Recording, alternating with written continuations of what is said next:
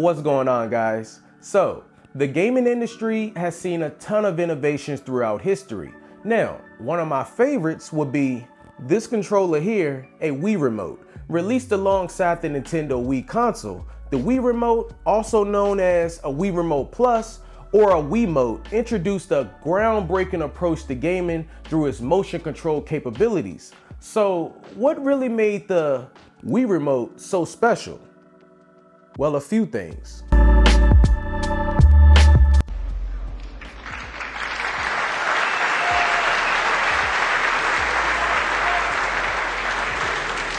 We gave you DS, a new Game Boy, and new games to play on them. And now you say, you want a revolution? Well, we've got one.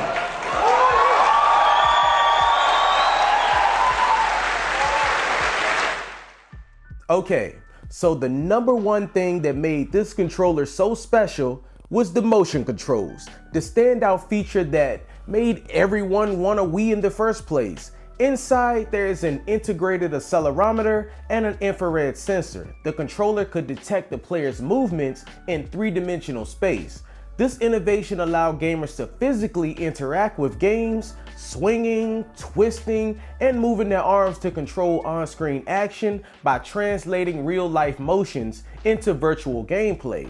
The Wii Remote provided a level of immersion and engagement that was unmatched at the time. There was nothing out at the time that was quite like this because Nintendo's competitors all used traditional controllers. But with Nintendo controller, players no longer needed to memorize complex button combinations. Instead, they could perform actions mirrored to the movements required in game, which really stood out for them. The Wii Remote was just so simple to pick up and use, making gaming way more accessible, attracting not only dedicated gamers and fans of Nintendo, but also families, seniors, and casual players who may have felt intimidated by traditional controllers. So, with that being said, you understand why the controller had a wide appeal and played a crucial role in expanding the gaming audience. Its motion controls appeal to a broader demographic, reaching beyond the usual gaming enthusiasts.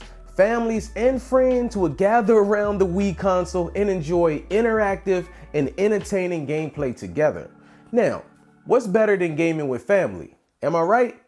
So all of this made the Wii a staple choice for social gatherings and parties, thanks to the engaging experience that it provided. Not only did the Wii Remote attract non-gamers, but it also attracted the attention of third-party developers, which is always good.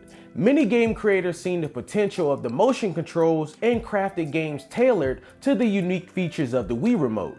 This was great for Nintendo because it broadened the range of titles and genres, meaning we got more sports, fitness, puzzle, and party games, among others. The collaboration between Nintendo and third-party developers resulted in a diverse library of games, making full use of the Wii Remote's motion control capabilities. Now, this was not always a good thing because a lot of companies released some bad games on the Wii, thinking that the game was going to sell just because it had motion controls. They didn't understand that it still took some time to make a game fun and unique to make clever use of the motion controls. So because of this, we ended up with a lot of rushed and non-creative games released on the Wii, and the sales would backfire for those developers. Let's switch it up and talk about the design of the Wii Remote. Some called it an oversized TV remote, but comparing it to other controllers at the time, it was very simple with a minimalistic design, which I think had great appeal.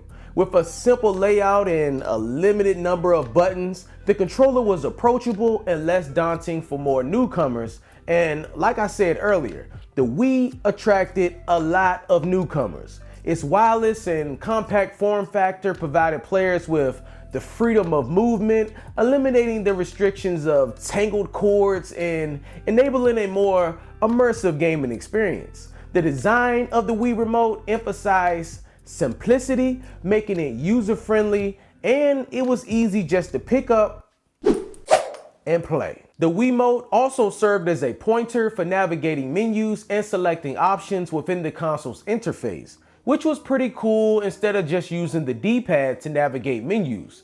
There was also an expansion port on the bottom of the controller that allowed for the attachment of additional accessories such as the nunchuck.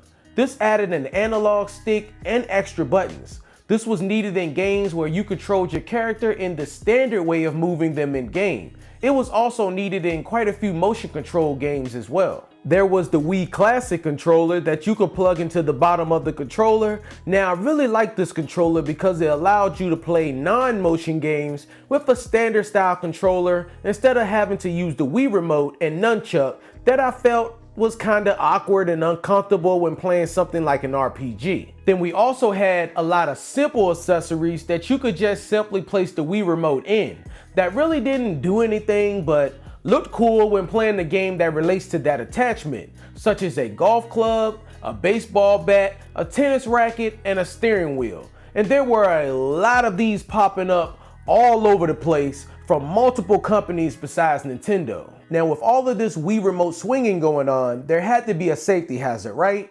Well, of course there was, but Nintendo also installed a wrist strap that you were supposed to wear when using the Wiimote, so it doesn't fly out of your hand. Nintendo even had a warning in their games reminding you to make sure you are wearing the strap. Now, did everyone wear the strap?